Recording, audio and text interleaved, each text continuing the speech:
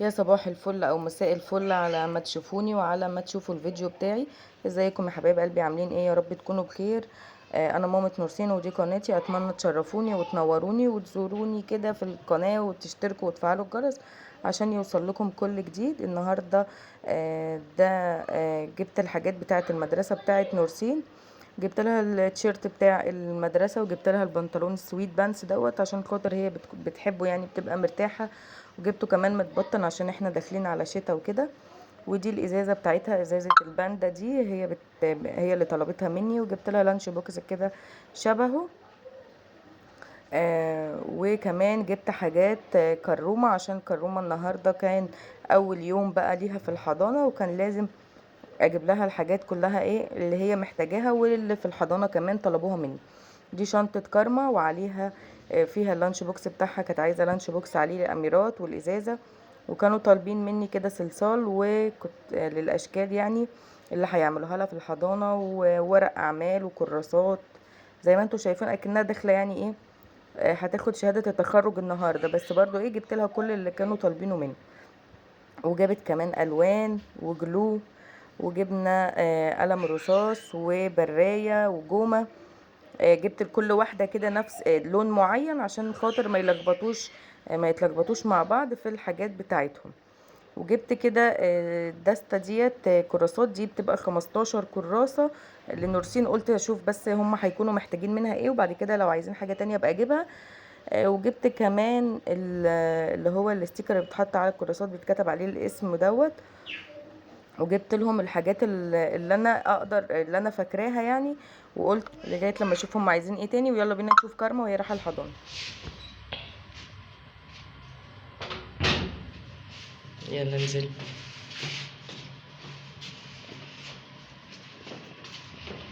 رايحه فين يا كوكو؟ رايحه فين؟ رايحه فين؟ حضانه يا شيخه.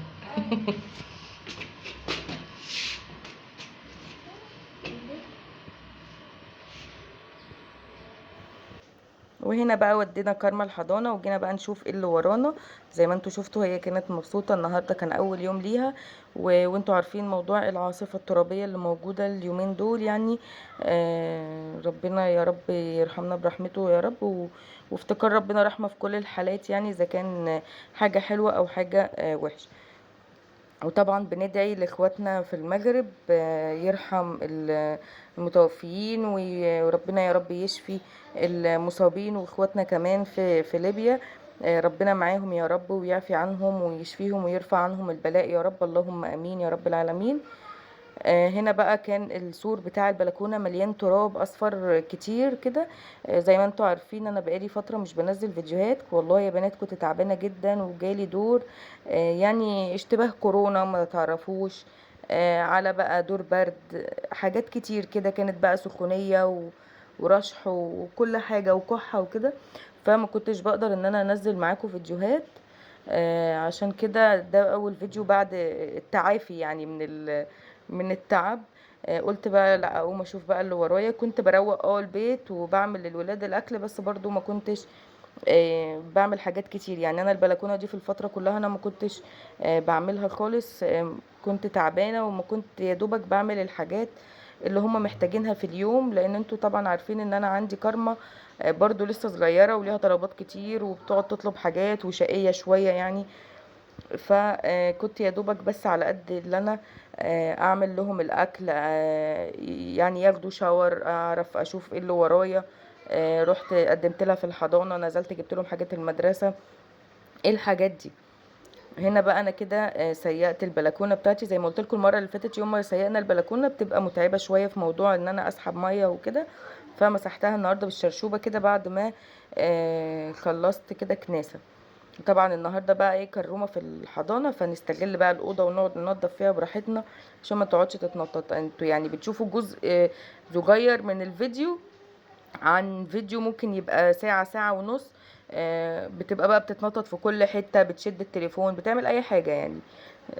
ربنا يخلي لنا كل اطفالنا يا رب كده ويبارك فيهم، ويرزق كل مشتاق وكل من نفسه كده في طفل ربنا يرزقه ويديله. انا عارفه الاحساس دوت، لان انا قعدت فتره اول ما اتجوزت ما ربنا ما رزقنيش بالخلفه على طول يعني، وكنت حاسه بحاجه ناقصاني كده، وبصراحه يعني اول ما ربنا اداني نورسين الحمد لله وكارما، طبعا الحياه فرقت كده، وبقيت تحس ان انت او انت عايشه كده عشان خاطر حاجه، يعني انت بتقومي من النوم عشان خاطر في حد مسؤول منك، اطفال بيسالوا عايزين كذا عايزين كذا.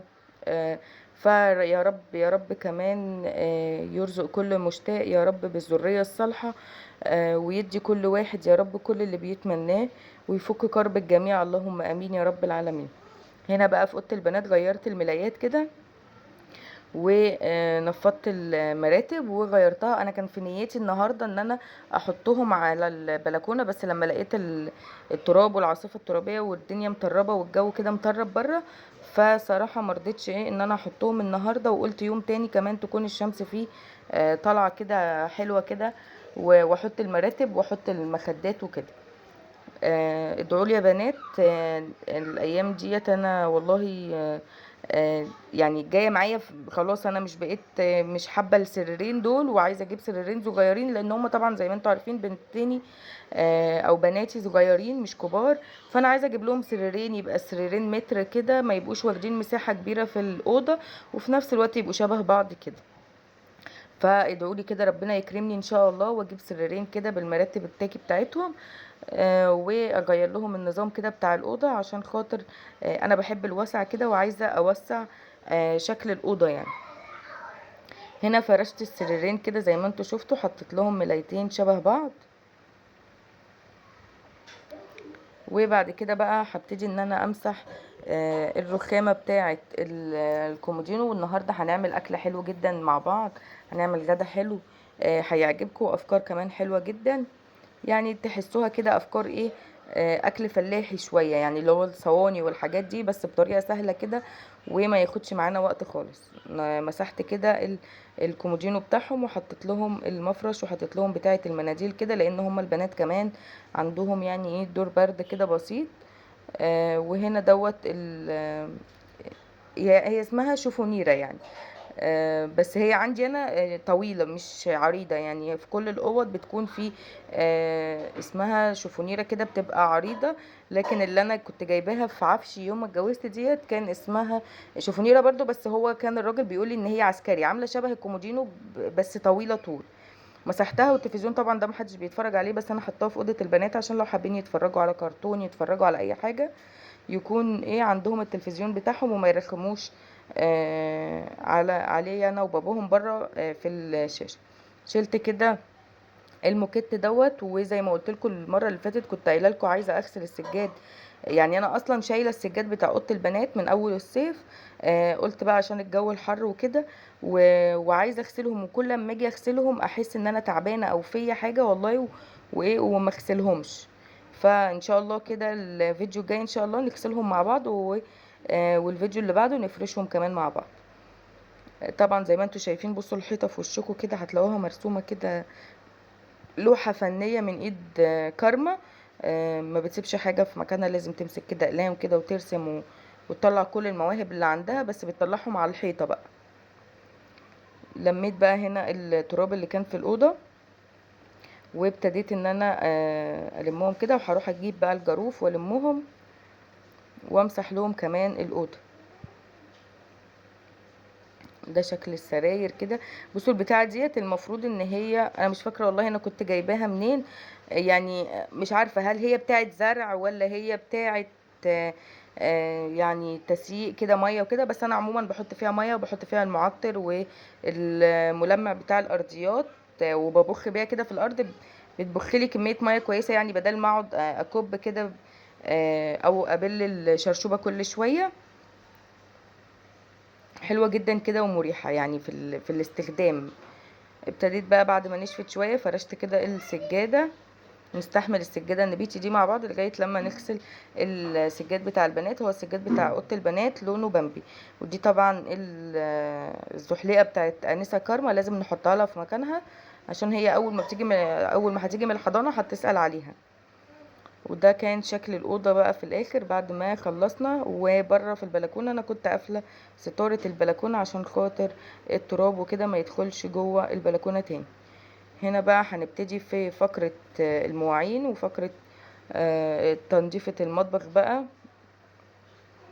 دول كانوا شوية مواعين صغيرين كده كنت سايباهم من بالليل، كانت المية عندي قطعت بالليل وانا سبتهم، قلت مش مهم بقى ابقى اعملهم معاكم بكرة الصبح، فسبتهم. وابتديت دلوقتي اشطف الكوبايات، هما مش كتير قوي يعني، بس ايه برضو بحس بزحمه كده في الحوض. يعني المطبخ كله بحسه ان هو مقلوب مش نضيف طالما في مواعين في الحوض. تعالوا بقى يا بنات اقول لكم دلوقتي على شويه حاجات كده يعني ايه تعملوهم في البيت عشان خاطر تحسي ان انتي طول الوقت بيتك نضيف، وطول الوقت ما عندكيش اي حاجه يعني متوسخه في المطبخ. اهم حاجه انا بالنسبه لي انا بحب المطبخ، واهم حاجه بالنسبه لي المطبخ. مطبخك كبير مطبخك صغير، حاولي ان انتي ما تخليش فيه كراكيب كتير. بمعنى ايه؟ بمعنى الحاجات اللي انت ما بتستخدمهاش تقدري تستغني عنها، لو انت مش عايزه ترميها اديها لحد ممكن يعني هما لو حاجات كويسه انت تقدري تديها لحد محتاجها. الطاسه اللي انتوا شفتوها من شويه اللي هي الصغيره اللي لونها اسمر دي اصلا المفروض ان هي كانت طاسه تيفال، وبعد كده مكان الغسيل يعني وكده بقت يعني اتشالت طبقه التيفال بتاعتها وبقت ألموني.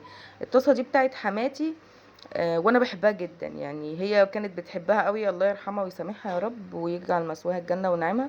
كانت بتحبها كده، وفي واحدة كبيرة كمان شبهها بتبقلي فيها يعني البطاطس والحاجات دي. بتحبها جدا، فانا بحب كمان اسخن فيها اكل للبنات، اسخن فيها اكل فاضل كده في التلاجة. آه، فيعني ما تتضايقوش من شكلها.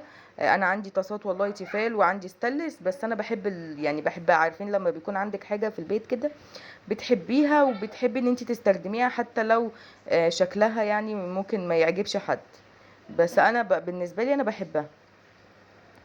فنرجع بقى لموضوعنا. اي حاجه في مطبخك كراكيب مش عايزاها تقدري تستغني عنها. زي ايه؟ عندي علب كتير بتاعه التلاجة، سيبك علب على قد الاستخدام بتاعك، والباقي يا تشيليه في كيسه كده مربوطه وتحطيه بقى في دولاب مطبخ، تكون في حته انت مش بتستخدميها. بالذات يعني اللي بيكون عنده مساحه المطبخ صغيره ما فيهوش دولاب، يعني انا عندي ما فيش دولاب مطبخ في المطبخ بتاعي، ما فيش دولاب مطبخ الا الدولاب صغير كده حاطه فيه اللي هي الحلل والألمونيا والحاجات دي، والمطبقيه بتاعت الكوبايات والاطباق. آه، في الشقة القديمة كان عندي مطبخ، بس أنا استغنيت عنه لأن المساحة هنا كانت أقل من المطبخ اللي كان عندي في البيت القديم. ف استغني عن الحاجات اللي ما بتستخدمهاش. هاتي حاجات كده إن شاء الله. يعني عايزة تجيبي حاجات ديكورات وحاجات في بيتك أو في مطبخك طبعا، اللي هو المكان اللي بتقضي فيه طول اليوم. كل شهر كده اي حاجه تفضل معاكي فلوس من المرتب بتاع الشهر، او من المصاريف اللي انت بتجيبيها، او حسب انت ماشيه بيتك ازاي وماشيه الفلوس انت معاكي ازاي، تقدري تجيبي حاجه حاجه.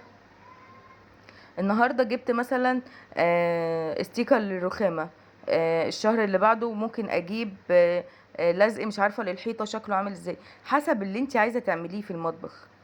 فاهمني؟ عايزه اجيب مثلا والله عايزه اجيب اطباق جديده، عايزه اجيب كوبايات جديده، عايزه اغير مش عارفه ايه عندي. تقدري ان انت تحوشي من فلوسك حتى لو 5 جنيه في اليوم. مش شرط ان انت تجيبي الحاجه كلها في شهر واحد او في يوم واحد او في نفس اليوم، لا انت تقدري تمشي بيتك وتمشي حياتك وتجيبي كل اللي نفسك فيه، بس واحده واحده. تمام. هنا بقى ابتديت ان انا غسلت المواعين وشطفتها كلها، وابتديت ان انا بقى اغسل الرخام بتاعي ده، وبعد كده ايه انشفه.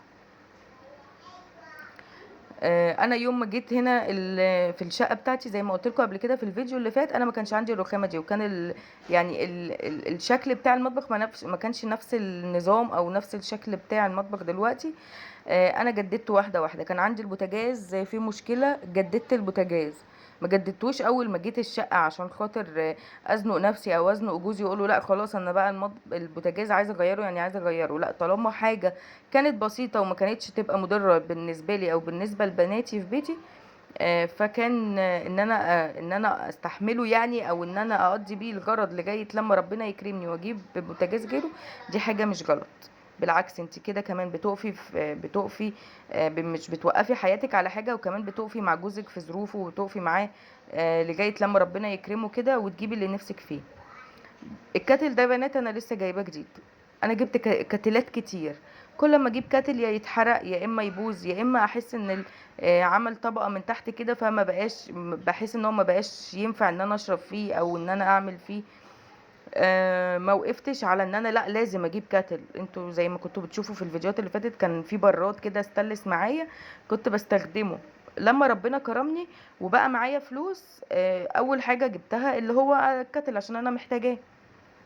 فاهمين قصدي؟ يعني انت ما توقفيش حياتك وما توقفيش دنيتك وما تعمليش مشكله على حاجه انت تقدري ان انت تجيبيها.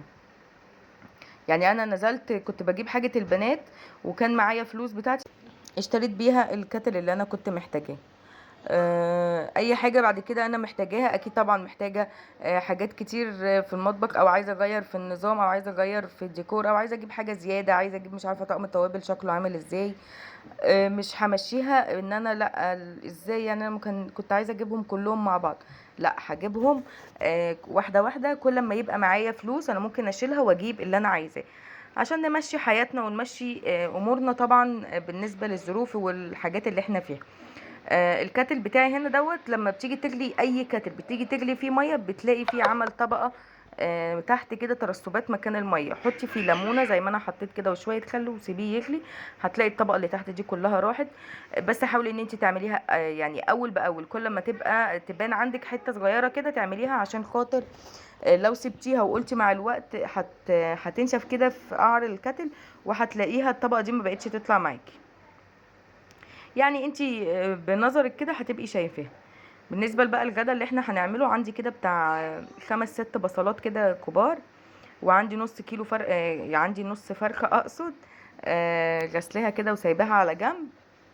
وهجيب بقى النهارده البصل بتاعي ده هغسله، مش هعمل بقى ولا فراخ كنتاكي ولا هعمل فراخ مسلوقه، هعمل لهم فراخ كده بالبصل. البنات كمان اللي طلبوها بعملها حلو جدا يا بنات، وبتعمليها كمان على البوتاجاز من فوق مش محتاجه فرن، وبتستوي معاكي يعني نص ساعة بالظبط وبتكون الفراخ معاكي مستوية. تقدري تعملي الكمية اللي انت عايزاها، تقدري تعملي فرخة فرختين، بس يعني ايه بنفس الطريقة اللي انا هعملها، وانت تقدري تزودي بقى ايه اللي انت عايزاه. انا ليه بزود بصل؟ انا بحب البصل بتاع الفراخ بيبقى طعمه حلو، وبحط منه على الرز كده والبنات بتاكل منه ربنا يهديهم يا رب. طبعا مش نورسين، كارما بس هي اللي ممكن تمد ايديها تدوقه، لكن بالنسبه لنورسين رافضه اي حاجه فيها بصل.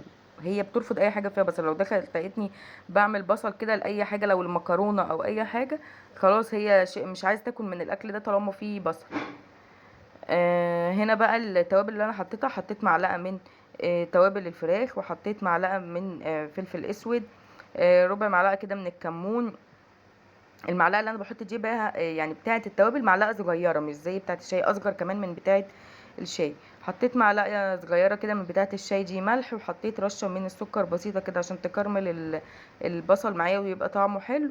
وكمان عندي اللي ما بقدرش استغنى عنه، يعني بحب استخدمه في كل الاكل، معرفش ليه، هو هريسه الشطه. عندي بقى هنا معلقه بابريكا ومعلقه توم باودر وبصل باودر، يعني التوابل اللي متاحه عندك. انا الاول خالص قبل ما اجيب التوابل دي كنت بعمله بملح كنت بعملها ملح وكمون وفلفل اسود ومع ربع معلقه كده من هريسه الشطه دي وخلاص.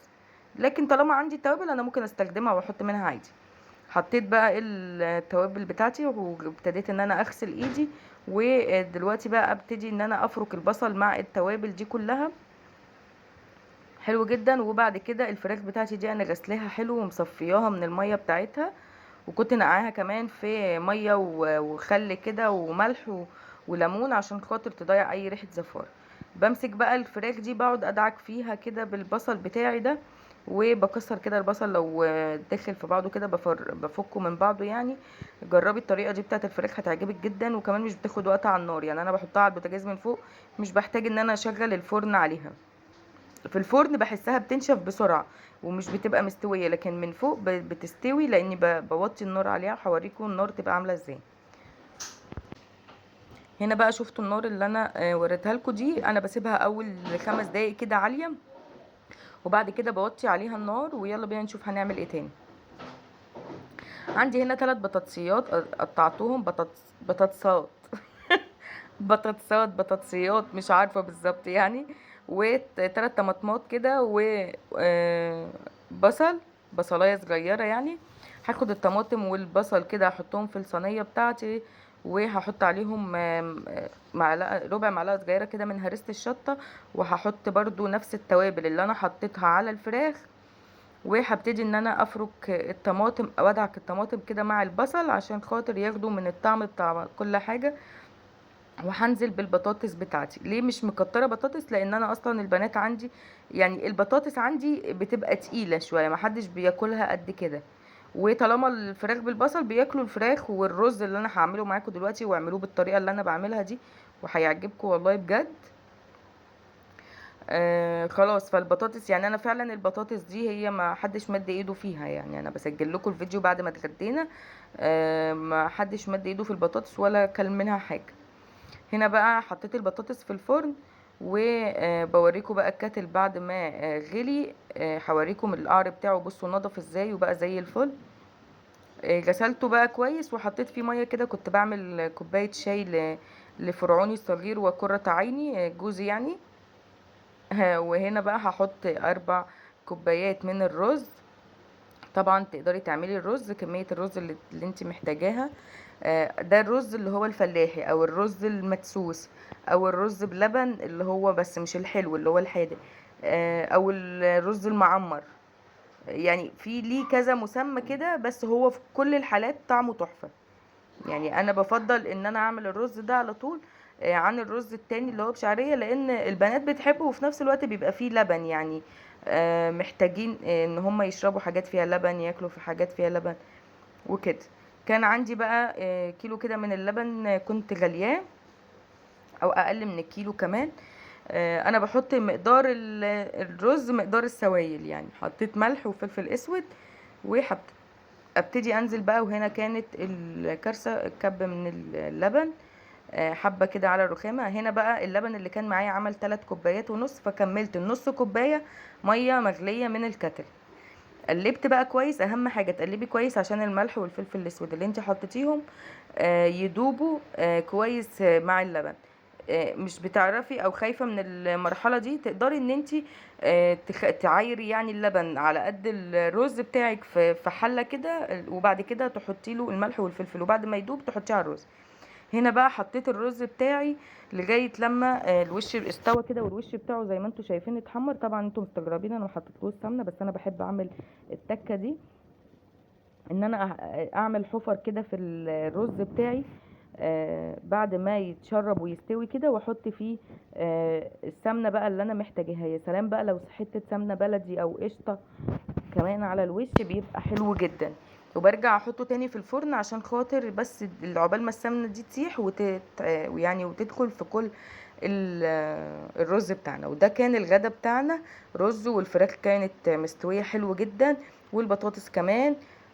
كان غدا خفيف كده وجميل، وما خدش معايا وقت كمان وانا واقفه في المطبخ. وده بوريكم البصل اللي فضل من الفراخ، لو حد بيحب ان هو ياكله انا بحطه كده كده في طبق، واللي عايز ياكل منه بياكل منه. وده كده كان الشكل النهائي. اتمنى يا رب فيديو النهارده يكون عجبكم، وتكتبوا لي في الكومنتات كده اذا كنت ست شطوره ولا لا، وتدعوا لي دعوه حلوه ان شاء الله بظهر الغيب كده، وربنا يكرمني ويكرمكم يا رب. واشوفكم ان شاء الله في فيديو جديد ووصفه جديده. مع الف سلامه.